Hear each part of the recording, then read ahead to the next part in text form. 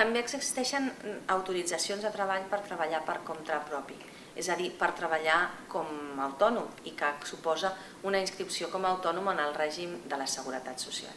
En aquest cas també hi ha autoritzacions que es poden demanar en origen i autoritzacions que es poden demanar en instància d'arrelament social. Les autoritzacions a demanar en origen s'han de tramitar per part de l'interessat en el consolat corresponent, és a dir, el consolat espanyol més proper al seu domicili, i les d'arrelament evidentment es tramiten aquí perquè estem parlant de la mateixa situació, d'una persona que porta aquí 3 anys de residència, que compta amb informe d'inserció social emès per l'Ajuntament. Tant en un cas com en l'altre, els treballadors que vulguin treballar per compte propi han de presentar un pla o un projecte d'empresa en el que s'ha d'especificar els recursos amb els que compten i la viabilitat del mateix.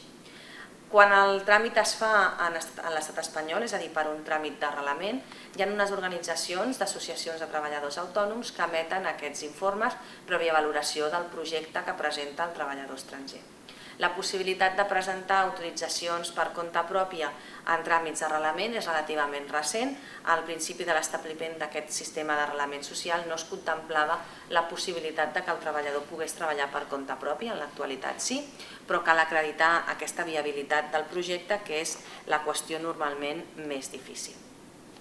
També existeix la possibilitat de compatibilitzar els dos règims. Hi ha una autorització especial per poder compatibilitzar el règim per compte pròpia i el règim per compte aliena, i després, com sempre, es permeten les modificacions, vol dir el canvi d'un règim a l'altre,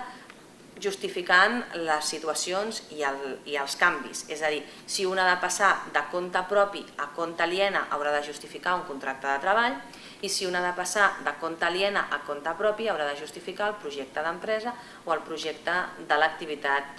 empresarial o autònoma que vol iniciar.